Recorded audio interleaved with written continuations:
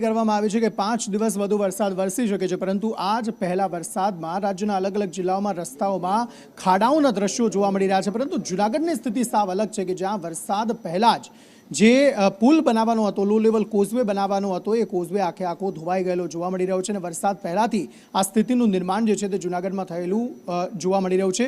ગ્રામ્ય વિસ્તારમાં અલગ અલગ જગ્યાએ આ જ પ્રકારે બ્રિજનું કામ જે છે તે અધૂરું હોવાનું અને રાહદારીઓને હાલાકી પડતા હોવાનો માહિતી જે છે તે સામે આવી છે અને સ્થાનિકો રોષે ભરાઈ રહેલા જોવા મળી રહ્યા છે કે જ્યારે વરસાદ આવવાનો જ હતો, ચોમાસું આવવાનું જ હતું, ત્યારે તાકડે જ આ કામ શરૂ કરવાની જરૂર શા માટે હતી? વરસાદ વરસી ગયા બાદ આ કામગીરી શરૂ કરાઈ હોત તો જે પૈસાનો વેડફાટ થયો છે તે ન થયો હોત તેવું સ્થાનિકો જે છે તે પોતાનો રોષ વ્યક્ત કરી રહ્યા છે। થાણા પીપળી થી બંધડા સુધીનો જે નવો રોડ છે એના 2 વર્ષ થયા છે। એ રોડને સાઈડ શોલ્ડર કરવાની રજૂઆત કરી હતી, જંગલ કટિંગ કરવાની રજૂઆત કરી હતી અને આખા રસ્તામાં 2-3 જગ્યાએ પાણી ભરાય છે અને રસ્તો 2-3 જગ્યાએ ધોવાઈ ગયો છે।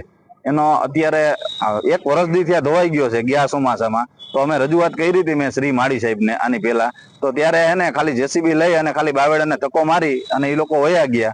પછી અત્યાર સુધી હજી કોઈ આવ્યું નથી ને હજી અત્યારે મોટો પ્રશ્ન એ છે વિદ્યાર્થીઓને તકલીફ પડે છે। હવે સ્કૂલ બસ આવે તો સાઈડમાં બે વાર નીકળવાની જગ્યા ન હોય, મોટરસાયકલ વાળો રિવેસ લે કે બસ વાળા રિવેસ લે। અત્યારે સ્કૂલ બસ વાળા હેરાન થાય છે। કણજા ધારેથી મોટા કાજલિયા સુધી રોડ વારંવાર મંજૂર થાય, એજન્સી ટેન્ડર નાખે, એ ટેન્ડર લાગે છે છતાંય કામ નથી કરતી, તો તંત્ર કરે શું?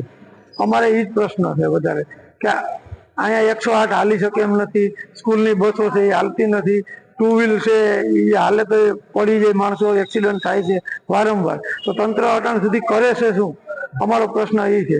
તંત્ર કઈ આગળ પગલા નહીં લે તો અમે ગાંધીવાદી તરીકે આંદોલન કરશું। શાહપુરમાં 22-23ની 15મા નાણાં પંચની ગ્રાન્ટ શાહપુરમાં કાળવા નદી ઉપર નાખેલી છે, જે 2 ગામને જોડતો, શાહપુરને વાડલાને જોડતો રસ્તો તથા ભયંકરનાથ મંદિરને જવાનો રસ્તો, એ પોલિયું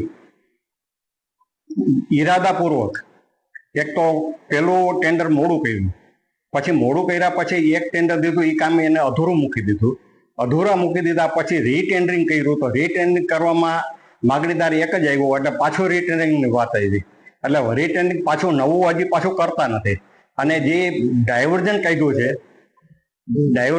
છે એ પાછું ધોવાઈ ગયું છે, એટલે ખેડૂતને 400-500 વીઘા જમીન વાવ્યા વગરની પડી છે અત્યારે। શાહપુરના પુલ વિશે કહેવાનું કે શાહપુરથી વાડલા કાચો નોંધપાત્ર રસ્તો છે, એમાં એક બોક્સ કલવટનું કામ 15મા નાણાં પંચમાં મંજૂર થયેલ હતું, જેમાં એજન્સીને વર્ક ઓર્ડર આપવામાં આવેલ, પણ એજન્સીએ અધૂરું કામ કરી અને પ્રોગ્રેસ ન જાળવતા અધૂરું મૂકીને ચાલી ગયેલ હતી, એટલે એના ઉપર નિયમ મુજબ કાર્યવાહી કરી એજન્સીને ટર્મિનેટ કરેલ છે અને બાકી રહેતા કામનું રીટેન્ડર કરેલ હતું, પરંતુ રીટેન્ડરમાં માત્ર એક એજન્સી આવતા જિલ્લા કક્ષાએથી અત્યારે સેકન્ડ ટાઈમ ટેન્ડર કરવાની પ્રક્રિયા ચાલુ છે।